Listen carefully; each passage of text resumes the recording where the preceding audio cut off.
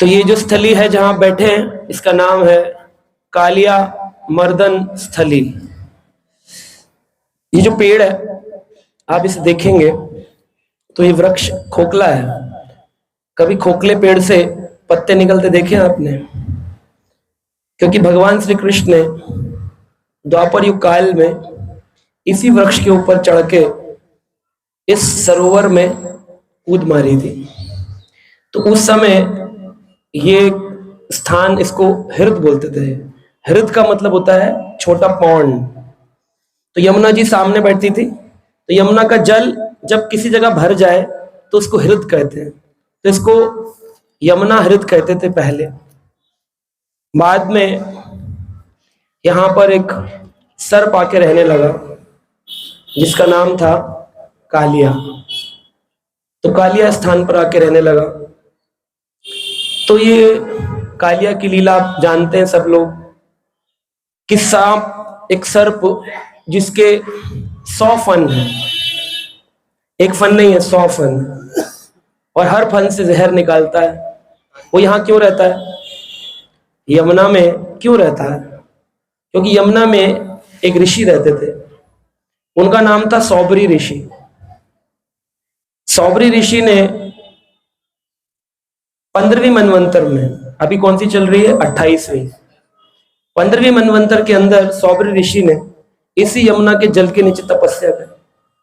जब तपस्या करी तो उन्होंने अपना वेशभूषा एकदम ऋषि मुनि जैसी 60,000 साल, कितने? 60,000 साल यमुना के जल के नीचे रहे। एक दिन उन्होंने 2 मछलियों को प्रेम करते देखा और उनको लगा मैं क्या कर रहा हूं पानी के अंदर। जब मछलियां प्रेम कर रही हैं, मैं तो मनुष्य हूं, मुझे भी करना चाहिए। तो तभी उन्होंने यमुना नदी का त्याग किया और बाहर गए। बाहर गए तो उस समय मथुरा के राजा, उनका नाम था राजा मानधाता, उनकी 50 कन्या थी, 50 डॉटर्स। जाकर के उन्होंने कहा मुझे मछलियों को देखकर मन में वासना जागृत हुई है, मैं भी चाहता हूं संतानें हो मेरी भी, मैं भी विवाह करूं। बोले हमारी 50 कन्या है, आपको कौन सी चाहिए? बोले जो मुझे पसंद कर ले। आपके रूप से तो आपको कोई पसंद नहीं करेगा, इतने बड़े बाल, इतनी बड़ी दाढ़ी, आपको कोई पसंद नहीं करेगा। बोले फिर क्या किया जाए? कह रहे मैं 50 को खड़ा कर देता हूं, अगर किसी ने पसंद कर लिया तो विवाह हो जाएगा, नहीं किया तो आप चले जाना। बोला ठीक है। तो 50 कन्याएं तैयार होकर, श्रृंगार पूरित होकर, अलंकृत होकर, बहुत सुंदर कपड़े वस्त्र परिधान पहन के आई। उधर सौबरी ऋषि अपने तपोबल से अपने शरीर को 18 वर्ष के युवा जैसा बना लिया और शरीर से तेज 60,000 साल किसी ने अपने काम वासना को रोक के रखा हो, मजाक बात नहीं। काम वासना बहुत खतरनाक है। हमारे शरीर में 3 ही प्रकार के दुश्मन रहते हैं। कौन? काम, क्रोध, लोभ। लोभ तो शास्त्रों में बताया गया है, कहते हैं कि इस संसार में अगर जो सबसे क्रोध और काम का कारण है वो है लोभ। लोभ से काम उत्पन्न होता है और लोभ से ही क्रोध उत्पन्न होता है। आप कहेंगे वो कैसे लोभ से उत्पन्न होता है? हम 3 गुणों की रस्सियों में फंसे हैं, सतोगुण, रजोगुण और तमोगुण। अगर आप चाहते हैं कि आप जो है वो हमेशा सुखी रहे, कोई आपसे गलत भाव ना हो, तो आपको शास्त्र कहते हैं श्रद्धा रतिर भक्तिर अनुक्रमशति। श्रीमद् भागवत में आया है कि कोई व्यक्ति को अगर भक्ति प्राप्त करनी है तो उससे पहले 3 सीढ़ियां हैं, श्रद्धा, रतिर, भक्तिर, अनुक्रमशति। तो श्रद्धा सबसे पहले आएगी, उसके बाद रति। रति के स्तर पर क्या होगा? 3 गुणों का खंडन होगा। 3 गुणों के खंडन से क्या मिलेगा? व्यक्ति के अंदर जलन की भावना खत्म हो जाएगी, मात्सर्य नहीं होगा, किसी के उत्कर्ष से, किसी की बढ़ोतरी से जलेगा नहीं। कभी कभी लोग, मात्सर्य भी 4 प्रकार का होता है, ईर्ष्या, द्वेष, जलन, मात्सर्य। सुनने में लगते हैं सब एक ही हैं, ईर्ष्या, द्वेष, जलन, मात्सर्य, लेकिन इन सब में धीरे धीरे बढ़ता है और सबसे खतरनाक है इसका मात्सर्य। ईर्ष्या द्वेष कैसे फर्क होता है? ईर्ष्या में कंपटीशन होता है। जैसे राहुल प्रभु निखिल प्रभु को बोलेंगे, ये थोड़ी अच्छा भक्त है, इतनी बस ये आ गया है, लेकिन अच्छा भक्त थोड़ी है यात्रा में। निखिल प्रभु अकेले में बोलेंगे, राहुल बनता बहुत है प्रभु जी, मैं शांत रहता हूं। तो ये जो चर्चा हो रही है, तो दोनों मुझे बोल रहे हैं, तो मुझे क्या पता चल रहा है दोनों में क्या चल रही है? ईर्ष्या से मुझे तो पता चलता है। ईर्ष्या के बाद है द्वेष। द्वेष में क्या है? द्वेष में है, भाई साथ में चलेंगे, मैं टिकट बुक करा देता हूँ तेरा, करा दिया, यात्रा का दिन आया उस दिन, सॉरी प्रभु जी, वो है ना आपका वाला टिकट कैंसिल दिखा रहा है, आप देख लो कैसे आओगे। खुद निकल गए, पत्ता ही कट कर दिया, ना रहेगा प्रभु जी के पास, ना इसकी होगी दोस्ती यारी प्रेम। तो ये हो गया द्वेष। जलन, एक दिन पहले ही उसके घर जाके कुछ ऐसा खाना खिला दिया कि वो निकल ही नहीं पाए घर से। ये जलन। और मात्सर्य,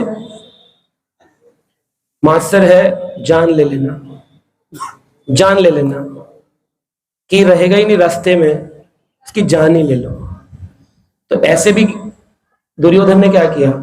पांडवों की जान लेना चाहा।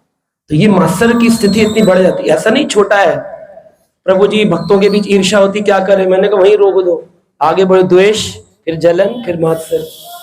मात्सर्य का मतलब होता है माच्छर्य। मात्सर्य को माच्छर्य भी कहा। मच्छर, मच्छर कैसा होता है? बैठता है, आप ही का खून चूसता है और आप ही को इन्फेक्शन देता है।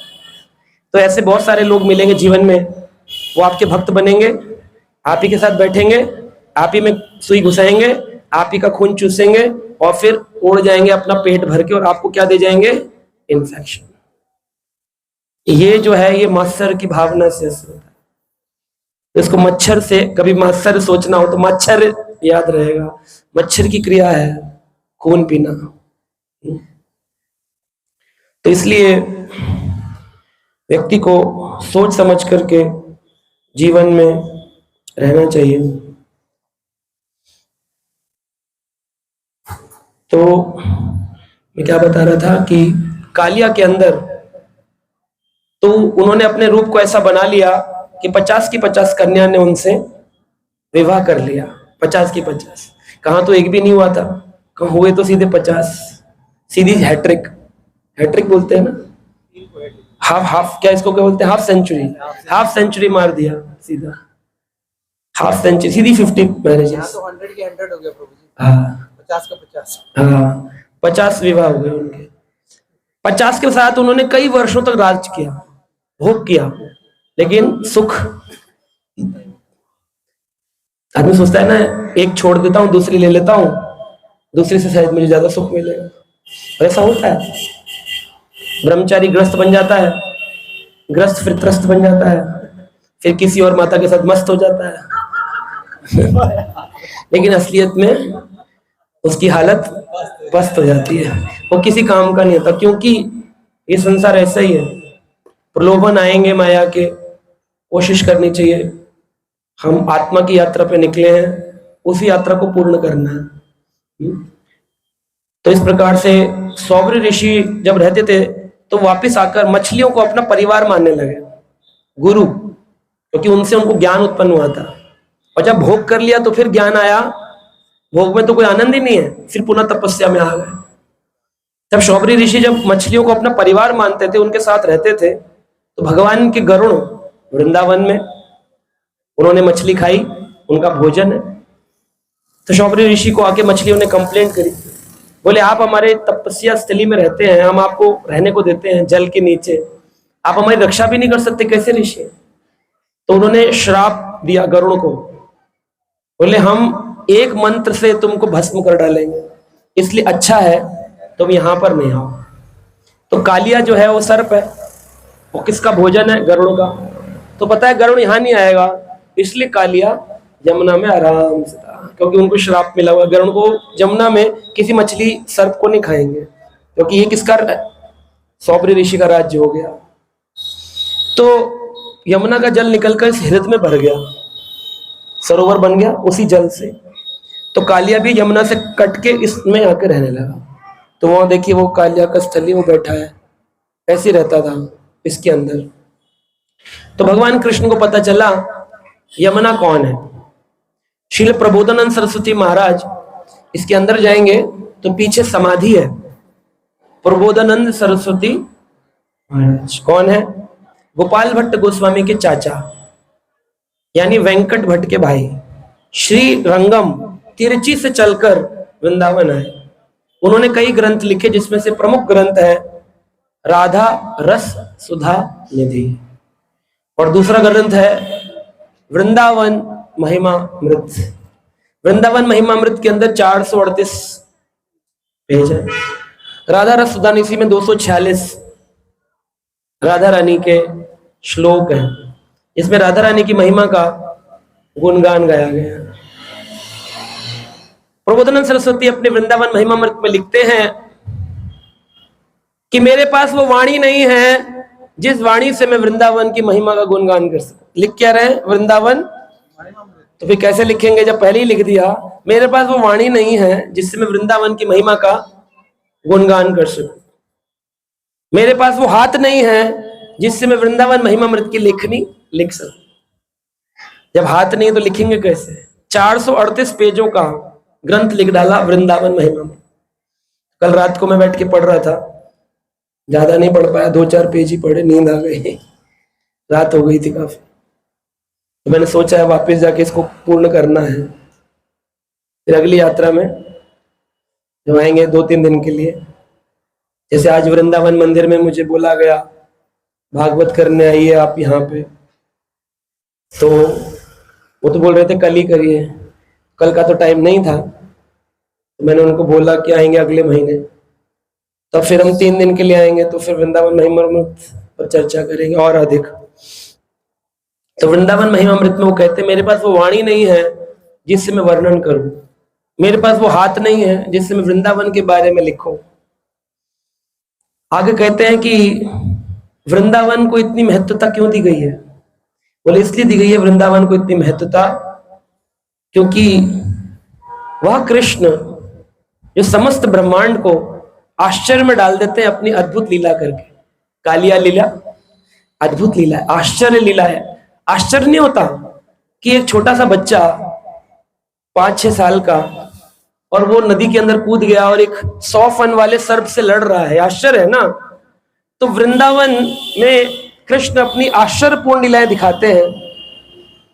अद्भुत अद्भुत आशीर्वाद देने वाले, वरद हस्त रखने वाले, वरदान वाला हाथ रखने वाले कृष्ण को वृंदावन में आकर बड़ा आश्चर्य होता है।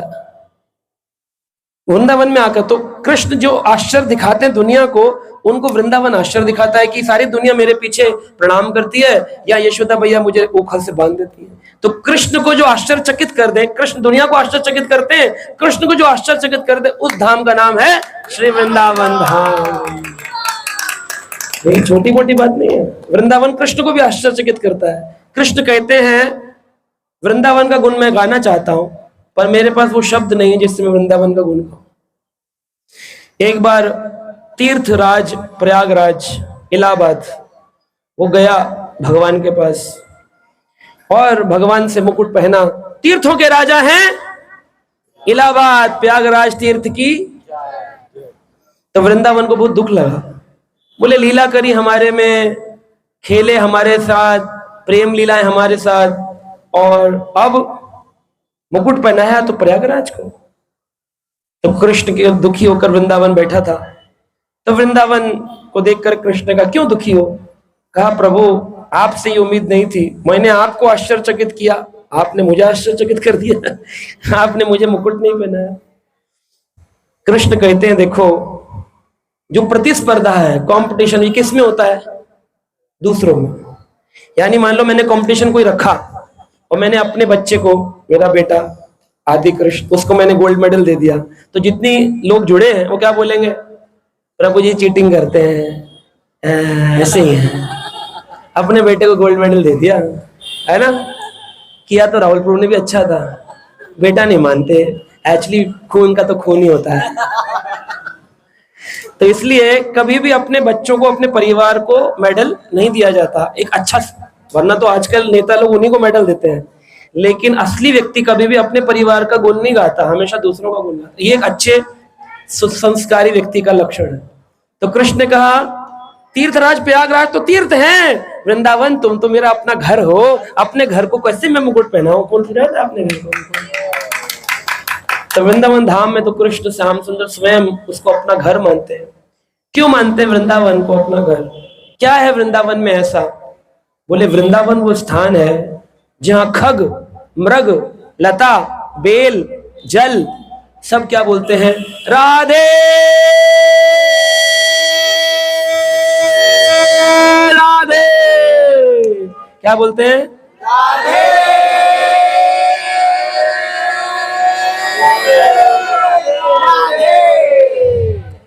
सारे बोलते हैं। पक्षी को जखा देखो यमुना के किनारे, राधे श्याम, राधे श्याम, वही बोलता है। पत्ते हिलते हैं, राधे राधे। जल चल रहा है, राधे श्याम, राधे श्याम, राधे श्याम। यहां पर हर चीज सब राधे श्याम। वृंदावन के वृक्ष को मर्म न जाने कोई, डाल डाल और पात पात श्री राधे राधे ओ।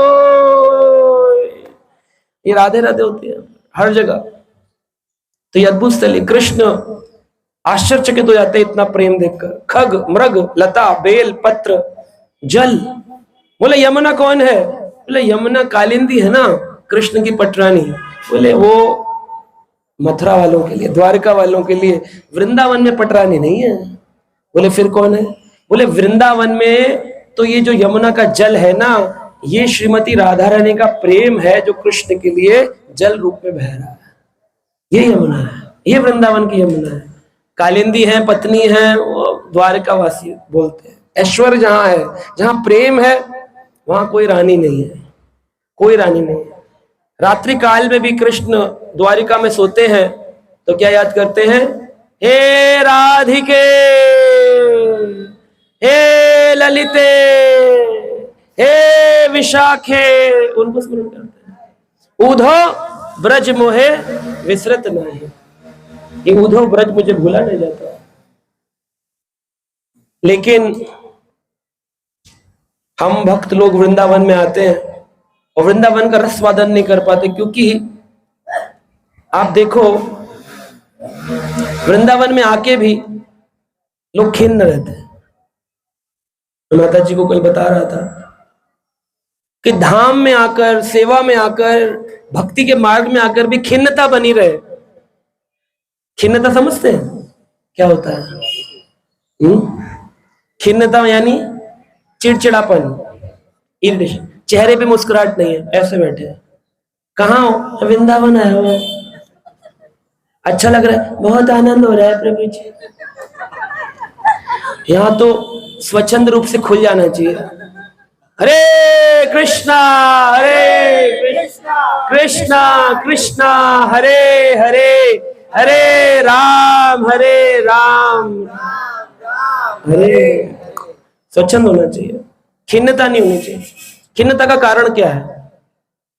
क्यों खिन्न होता है आदमी? सब कुछ प्राप्त होने पर आए भी, भजन भी किया, ट्रेन का पैसा भी लगाया, कुछ लोगों ने कार का लगाया, जैसे भी लगाया, फिर यहाँ आए, भोजन भी खाया सब, लेकिन मन में खिन्नता रह गई, कुछ रह गया, कमी क्यों रह गई? तो एक बार एक कथावाचक कथा कर रहे थे, तो उन्होंने अपने गुरु महाराज से पूछा। बोले महाराज जी, मैं कथा तो करता हूं, प्रचार करता हूं, परिवार है नहीं, व्यवहार है नहीं, कि शगन देने जाना है शादी का, परिवार है नहीं, व्यवहार है नहीं, उम्मीद हम रखते नहीं किसी से, धन है नहीं, बंगला है नहीं, गाड़ी है नहीं जिसके लिए तेल मांगे, बच्चे हैं नहीं, परिवार है नहीं जिसके लिए कुछ मांगे। तो हम तो स्वच्छंद रूप से कथा करते हैं, फिर भी कथा करने के बाद खिन्नता रहती है, मन में कुछ ना कुछ कमी लगती है। क्यों महाराज ऐसा? उनके गुरुदेव बोले, खिन्न रहते हो इसका मतलब है तुम्हारे मन में कुछ कामना ने घर बनाया। ये कामना, मेरी कैसी कामना? मैं तो वैरागी साधु हूं, कोई कामना नहीं है। कह रहे हैं हो ही नहीं सकता, खिन्नता का कारण ही है कोई ना कोई कामना। जब भी आप दुखी हो, इरिटेटेड हो, डिप्रेशन में हो, आप उसके रूट में जाना, आपको पता चलेगा काम वासना ने हृदय में स्थान बनाया, कोई इच्छा। तो बोले मेरी कौन सी इच्छा गुरुदेव? बोले जब भक्त आते हैं कथा सुनने, 500 लोगों के बैठने की जगह है और 100 ही आते हैं, और वो भी 100 आकर 100 जाते हैं, तो ऐसी स्थिति में आपको उदासी आती है या आप प्रसन्न भाव में आनंद होकर हरि कथा करते हो? कह रहे नहीं, उदासी तो आती है। तो बोले देखिए काम वासना ने स्थान बना। बोले नहीं नहीं, लेकिन वो तो इसलिए आती है ताकि मैं जगत कल्याण के जिस कार्य में निकला हूं, इन लोगों का कल्याण होना चाहिए। कैसे लोग हैं कल्याण नहीं ले रहे, अपना कल्याण होने को तैयार नहीं है। मैं कल्याण करना चाहता हूं, ये कल्याण करवाने को तैयार। यात्रा में आके भी यात्रा में ना आए। सुबह कितने सारे थे, हरि कथा तक माइनस हो गए, है ना? मतलब कोई हरि कथा के बिना कोई यात्रा हो सकती है? लेकिन किसी जिसकी उम्मीद थी, जिसकी श्रद्धा थी, वो उस स्तर तक पहुंचता है। तो उन्होंने बोला तुम्हारे अंदर कुछ काम इच्छा है, और वो इच्छा जब पूरी नहीं होगी तो खिन्नता है। कोई भी इच्छा हो सकती है।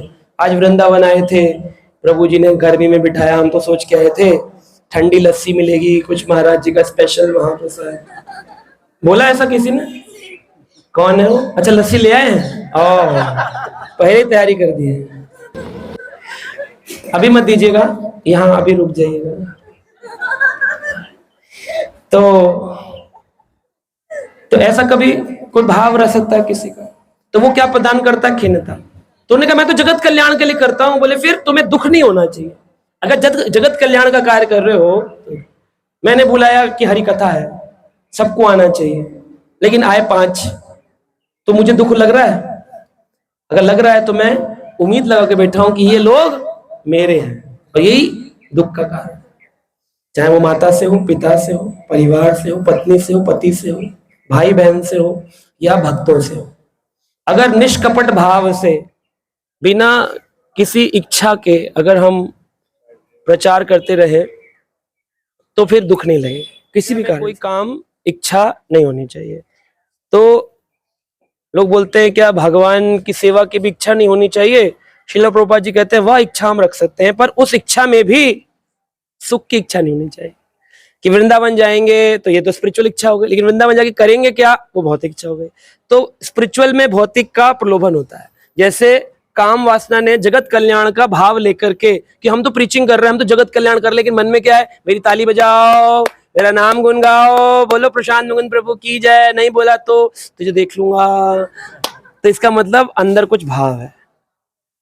अन्यथा प्रेम से सभी जीवों को करो, नया हो पुराना हो, ये आकर बैठे इनसे भी उतने प्रेम, जो इनसे भी इतना प्रेम, उनसे भी उतना प्रेम, सबसे उतना प्रेम, इक्वल रहेगा व्यक्ति, तो खिन्नता का भाव नहीं आएगा।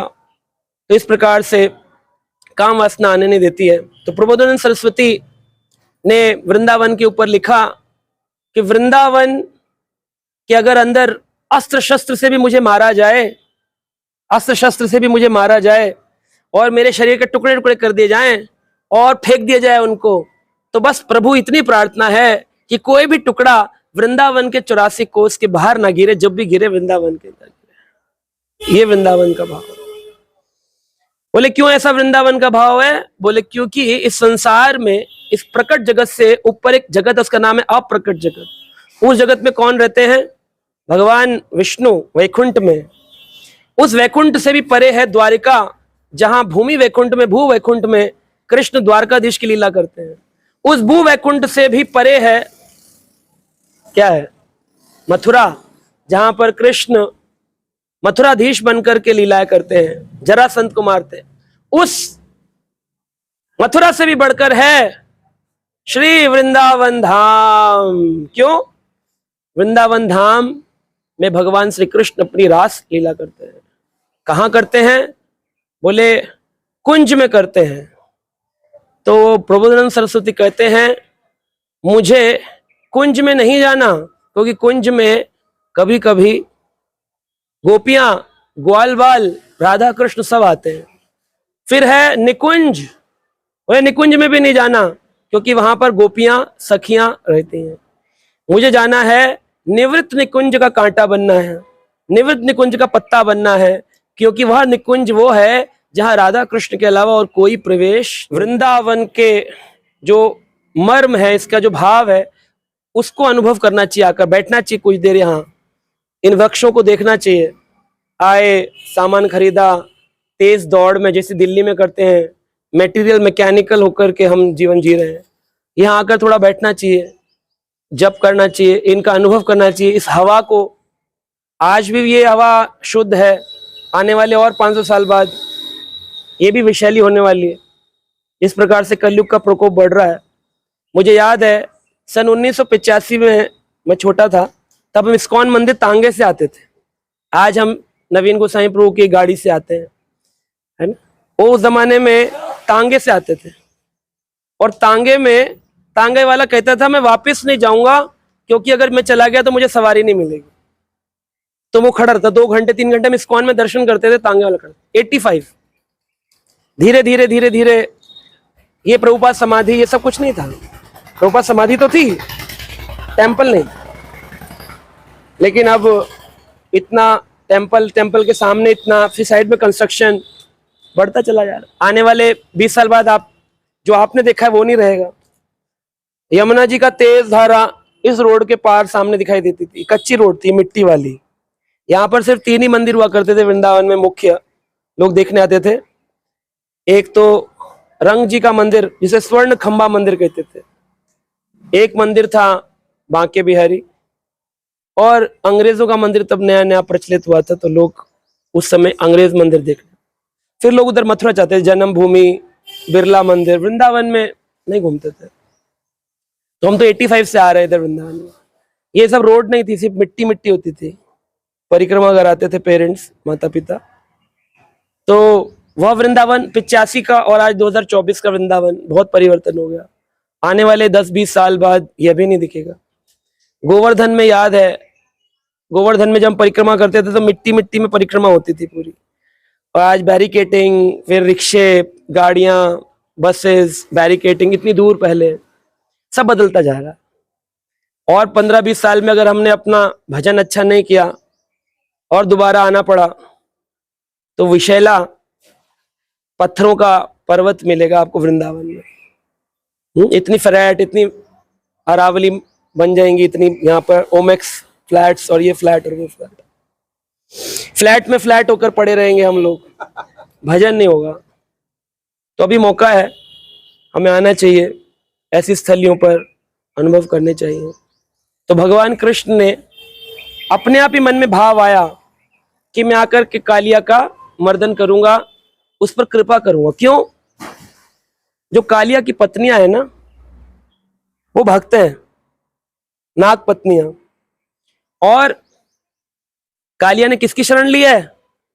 हाँ जी, यमुना जी की। और यमुना जी कौन है? अरे पत्नी तो वहां है ऐश्वर्य धाम में, यहाँ क्या है? राधा रानी का प्रेम। तो जिसने राधा रानी के प्रेम तत्व में शरण ली है, कृष्ण उसको मुक्त नहीं करेंगे। तो भगवान सांप को मारने नहीं आए थे, भगवान एक भक्त को उद्धार करने आए कि अरे इसने तो यमुना जी की शरण ले ली है।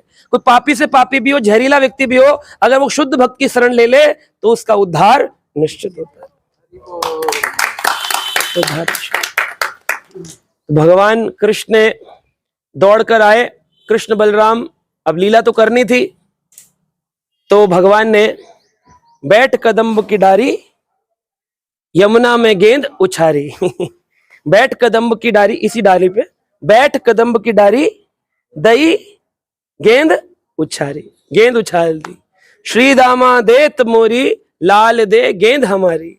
अब वो श्री दामा चिल्ला के कहते, लाला तूने हमारी गेंद पानी में गिरा दी, ला ला ला। लाला दे गेंद हमारी, ला कर दे। भगवान बोले अरे चिंता क्यों करते हो, मैं अभी जाऊंगा ले आऊंगा। बलराम बोले नहीं नहीं, ये इस पेड़ के अलावा यहां पर और कोई पेड़ नहीं था, इस पेड़ के अलावा कोई भी पेड़ नहीं था। क्यों?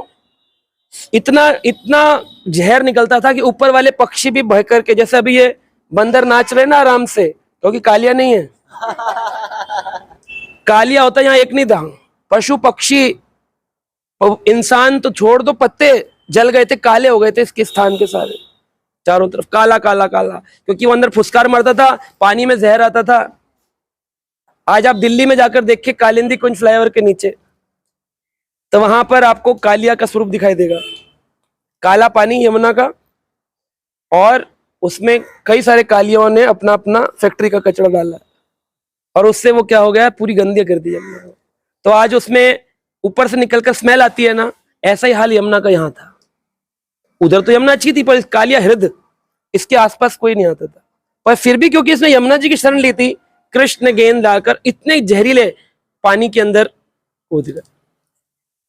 अब जो बाकी लोग थे उन्होंने जोर जोर से नंद यशोदा को पुकारना शुरू किया, नंदा यशोदा ब्रज गोपियां गोप कुमार, सबको बुलाया, सब दौड़े दौड़े आया, दौड़े दौड़े आया। क्या हो गया, क्या हो गया?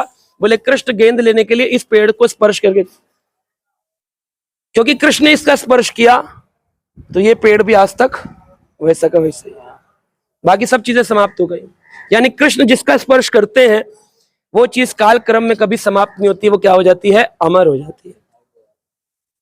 तो कालिया नाग का बड़ा भयंकर आकार था, अपने परिवार के साथ आकर रहते थे महाराज। उनकी पत्नियां, नाग पत्नियां, जो बड़ी पैर वैर दबाती थी, उनके पैर यानी कि उनके वो पूंछ रूबा पैर, और उनके गुणगान गाती थी। कृष्ण को अंदर जाकर देखकर बोलती है, कौन हो तुम मूर्ख, क्यों आ गए हो? दूसरी नाग पत्नी कहती, मूर्ख, अरे देखो कितना प्यारा है, राज दुलारा है, कितना सुंदर है, श्याम सुंदर है, कौन हो तुम?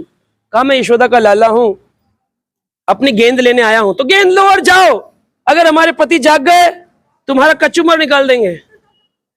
कृष्ण कहते हैं, अच्छा इतना खतरनाक है तो एक बार मिल लेना चाहिए, प्लानिंग ऐसी है लेकिन आनंद है।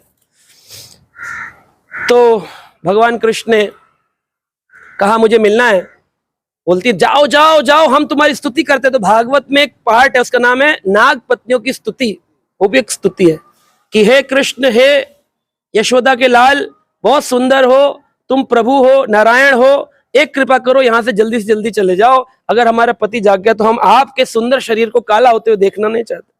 कृष्ण बोले, हम तो पहले काले, और कितना काला करेगा हम तो पहले ही काले, और कितना काला करेगा?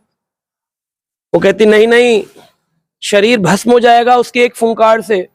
कृष्ण कहते, अच्छा ऐसी बात है तो मैं पैर मारकर देखता हूं कितनी फुसकार है। तो पैर मार दिया कालिया को, तो कालिया जाग गया। किसने मुझे जगाया? कृष्ण कहते, हमने जगाया। तो बोले, कौन हो तुम? मृत्यु तुझे खींच लाई है यहां पर। कहे नहीं नहीं, मृत्यु तो लाई है पर मेरी नहीं, तुम्हारी। भगवान कृष्ण उससे अटखेलियां करते रहे, और ऊपर यशोदा सोच रही हैं कृष्ण गए। मूर्छित भई यशोदा श्री राधा नाम उचारे, मूर्छित होकर के यशोदा मैया राधा का नाम पुकारे, श्री राधे।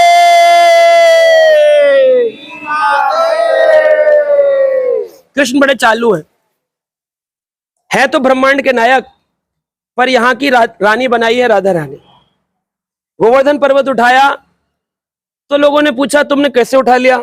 बोले जितने व्रजवासी थे वो सब मुझे देख रहे थे, और मैंने वरदान पाया है कि जो भी मुझे देखेगा उसकी शक्ति मुझ में आ जाएगी। तो तुम सब व्रजवासियों की शक्ति से मैंने गोवर्धन उठाया है, मैंने अपनी शक्ति से नहीं उठाया। तो कृष्ण ऐसी ऐसी चाल खेल के यह नहीं बताना चाहते कि वह प्रभु है, वो भगवान है। अब भगवान कृष्ण ने उसके साथ युद्ध करना प्रारंभ किया। नाग पत्नियां देखकर घबरा गई हैं। कृष्ण ने उसको मोड़ना शुरू किया और पूरी तरह से छिन्न भिन्न कर डाला पूरा, और वो जहर उसका निकल रहा है। जब जहर पूरा निकल गया तो भगवान कृष्ण ने अंत में दबा दबा के, जैसे ना टूथपेस्ट को क्या करते हैं हमारे भारत में, इसे निकालते पूरा लास्ट तक, पूरा एक बेलन से, कह रहे बेलन से निकालते हैं, तो फिर जाकर के इतना सा भी पेस्ट, वैसे उसका पूरा बेलन से उसको शुद्ध किया कि अहंकार का कोई भी अंश इसमें न रह जाए। तो भगवान जब भी किसी का शुद्धिकरण करेंगे, कालिया मस्त पड़ा था, तो दुनिया में लोग मस्त पड़े रहते अपने अपने घरों में, जैसी माला उठाते हैं तो कृष्ण को पता चल जाता है अब इसके उद्धार का समय आया है, तो कृष्ण अपना बेलन से फिर उसको कष्ट दे देकर उसको सारा अंदर से क्या निकालते हैं, फूंकार मारता है, ने करके अहंकार अहंकार सब निकल जाता है उसका, एक अंश नहीं छोड़ते अंदर। जब तक कष्ट देते रहेंगे जब तक एक अंश में अहंकार करेगा। बड़े बड़े रईस लोगों को देख लिया, 50,000 करोड़ 60,000 करोड़ के व्यापारी हैं, जीरो हो गए। बहुत बड़े भक्त हैं, 20 साल से इतने बड़े सन्यासी हैं, ब्रह्मचारी हैं, ग्रस्त हैं, गायब हो गए। एक भी अंश रह गया तो फिर कष्ट है। इसलिए श्रील प्रभुपाद जी कहते हैं हमको सभी भक्तों का दास मान करके सेवा करनी चाहिए। भगवान कृष्ण ने सारा जहर जब निकाल दिया तो उसे सिर के ऊपर भगवान ने अपने चिन्ह लगाए, नृत्य किया। वो आप देख सकते हैं कृष्ण नृत्य कर रहे हैं, साइड में नाग पत्नियां हैं, वो प्रार्थना कर रही हैं साइड में खड़े होकर, कृष्ण का गुणगान कर रही हैं, हे कृष्ण, हे गोविंद, हे यादव, हे माधव, सब भगवान के नाम को पुकार रहे हैं। और कृष्ण बांसुरी बजाए। दुनिया कहती है नाच ना जाने आंगन, कृष्ण का आंगन कैसा टेढ़ा मेढ़ा, फिर भी कृष्ण उसमें नृत्य कर सकते हैं। ये कृष्ण की नटवरता है, ये उनकी नृत्यता है। इसलिए कहते हैं यशोमती नंदन ब्रजवर, हाँ ब्रजवर नागर, ब्रज में घूमने वाले नागर, नटवर नागर। ये ऐसे नट हैं, जैसे नट कैसे होते हैं, रस्सी के ऊपर चलते हैं ना, नट नट लोग बोलते हैं, नट है रस्सी में, इसलिए भगवान है नटवर। इन नटों के भी सबसे बड़े नट, सबसे बड़े नाटककार है। कुंती महारानी कहती हैं विडंबनाम, ऐसी विडंबना है, नटो नाट्यम धरो यथा, आपसे ऐसा नाटककार आज तक हमने देखा नहीं है। नाटक करते हैं, कालिया के ऊपर नृत्य करते हैं, और नृत्य करते करते ऊपर आ जाते हैं ताकि बाहर जो लोग हैं उनको थोड़ी शांति महसूस हो। इधर यशोदा को शांति दे रहे हैं, लेकिन बीच बीच में फ्लूट को ऐसे करते, टाइट करते हैं, ताकि गोपियों को लगे यही है राइट चॉइस। देखो कितना हमारा बलशाली पुरुष हमने चुना है, जो इतने बड़े सर्प को दमन करके और उसके ऊपर फ्लूट बजा रहा है, वाह यही है राइट चॉइस। तो आपने देखा होगा मूवी में कैसे करते हैं, पहले विलन को मारते हैं फिर हीरो डांस करता है, तो विलन को मारा फिर हीरो ने हमारे डांस किया। और ये ऐसे रॉक स्टार हैं जो कभी आज तक इनकी उपलब्धियां, इनकी प्रसिद्धि घटी नहीं है, बढ़ती जा रही है। कितने लोग आते हैं किसी एक फिल्म कलाकार को देखने, 1 लाख 2 लाख। भगवान जगन्नाथ, भगवान कृष्ण की यात्राएं जब होती हैं 25-25 लाख 30-30 लाख लोग भगवान जगन्नाथ जी को देखने आते हैं। भगवान कृष्ण की शोभा यात्रा में आप देखते हैं 20-25 हजार लोग आते हैं। है कोई संसार का फिल्मी सितारा जिसको देखने के लिए इतने लोग पागल होते हैं? कृष्ण से बड़ा कोई रॉक स्टार नहीं। तो इसलिए हमारा हीरो कैसा हो, भगवान श्री कृष्ण जैसा हो। श्री कृष्ण है वही परम परम नियंता है, परम नायक है, वही है। भगवान कृष्ण ने नृत्य किया, कालिया को बोला यहां से चले जाओ, कहा कहां जाऊंगा, जहां जाऊंगा गरुड़ पकड़ लेगा। भगवान कृष्ण बोले रमणक द्वीप चले जाओ। रमणक द्वीप कहाँ है? फिजी। फिजी, फिजी कहाँ है? ऑस्ट्रेलिया। ऑस्ट्रेलिया के पास एक पहाड़ी है, आप गूगल में सर्च कर सकते हैं। श्रील प्रभुपाद जी जब वहां गए फिजी में प्रचार करने, तो भक्तों ने बताया कि स्वामी जी यहाँ पर एक पहाड़ है जिसके किनारे से पक्षी भी निकलते हैं तो मर जाते हैं। प्रभुपाद जी तुरंत, भक्त कैसा होता है, जहां जाए दृष्टि होए कृष्ण स्फूर्ति, कृष्ण की स्फूर्ति होती है। बोले अरे अरे अरे अरे, तो फिर कालिया आया होगा, इसका नाम फिजी नहीं है, रमणक द्वीप है। वो बोले हाँ सच में एक द्वीप है, उसके आसपास नदी, आप भी जाएंगे तो पानी भरा हुआ है, पहाड़ है, और उसमें गंदी जहरीली हवाएं निकलती हैं। उसके किनारे प्रभुपाद जी ने एक मंदिर की स्थापना करी। तो बोले यहाँ पर कौन से डीटीज आने चाहिए? प्रभुपाद ने कहा पूछने की बात ही नहीं है, कालिया कृष्ण। तो वहां पर आप गूगल में सर्च करिए फिजी टेम्पल इस्कॉन, तो वहां कौन है? कालिया कृष्ण। कालिया के ऊपर कृष्ण नृत्य कर रहे हैं। प्रभुपाद जी ने बताया रमणक द्वीप में आज भी कालिया रहता है। तो भगवान कृष्ण से बोला मैं गरुड़ मुझे पकड़ लेंगे? कृष्ण बोले अब नहीं पकड़ेंगे। बोले क्यों? बोले तुम्हारे माथे पर स्टैंप लग गई है, मेरे चरण चिन्ह लग गए हैं, अब जहां जहां चरण मेरे रहते हैं उसको माया पकड़ नहीं सकती है। तो जो व्यक्ति हरिनाम करता है भगवान श्री कृष्ण का, तो उसके जीवन में कभी कभी अहंकार, कालिया वो क्या करता है, फण उठा फुंकार करे, ईगो बीच बीच में अकड़ जाता है। अच्छा खासा चल रहा होगा, भजन करता हो भक्त, पता नहीं कहां से उसके अंदर हृदय में अहंकार आता है, टाइट हो जाता है। मैं नहीं जाऊंगा इनकी क्लास में, मैं नहीं मिलूंगा इनसे, आऊंगा ही नहीं, अब बेटा देख ले। उससे कभी कभी फण उठाए फुंकार, ईगो पकड़ लेता है। और ये माया का खेल है।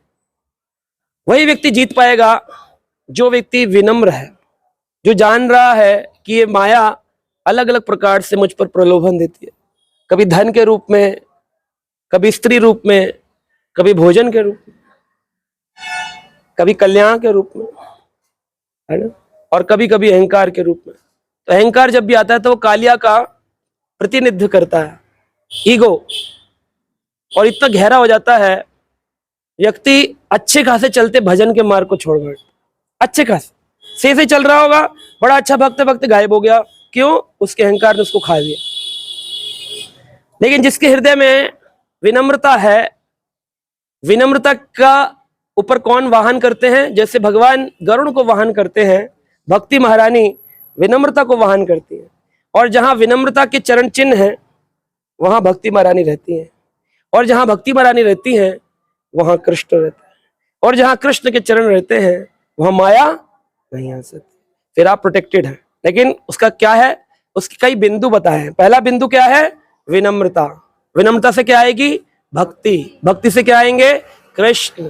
और कृष्ण आए तो माया दूर चले। माम एव यह प्रपद्यन्ते माया में ताम तरन्ति थे। जो मेरी शरण में आएगा उसको माया से।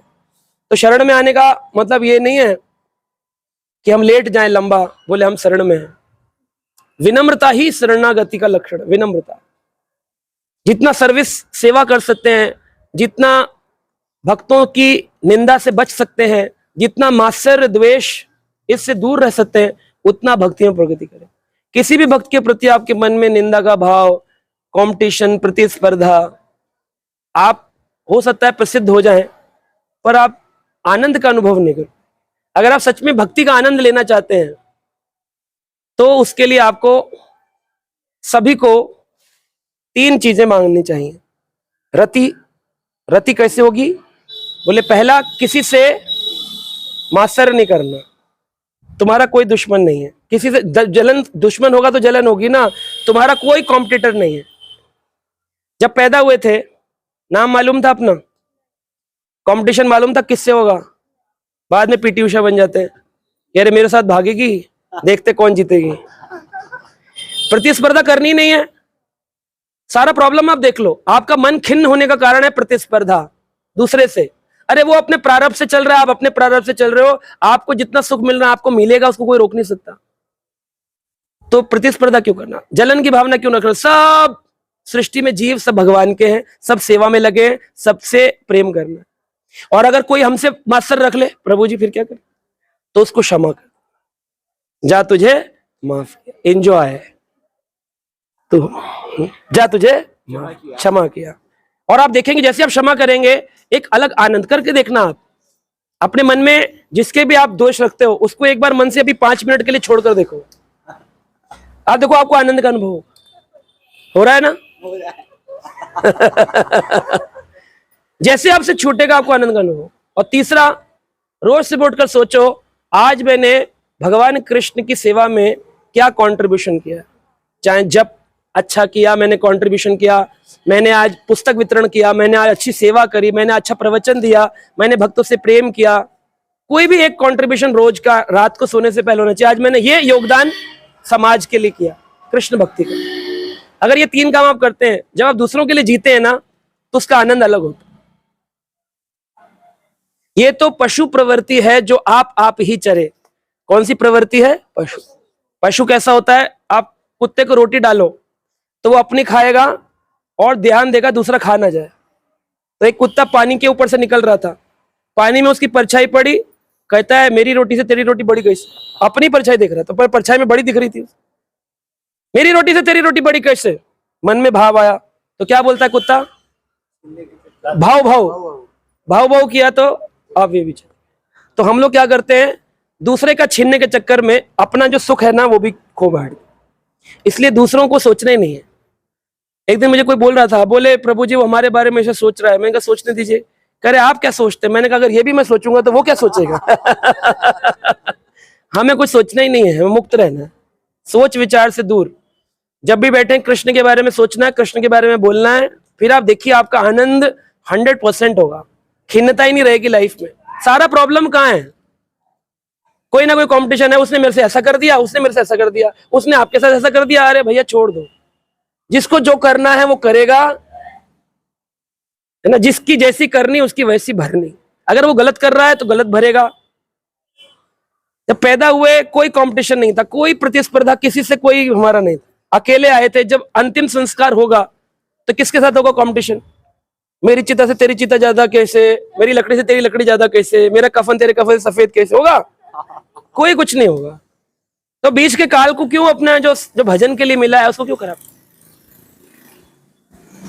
तो आप तुरंत ही इस भावना से दूर हो जाइए। भगवान कृष्ण ने गीता में कहा यही दो कारण है व्यक्ति के संसार को न छोड़ने के। पहला इच्छा और दूसरा द्वेष।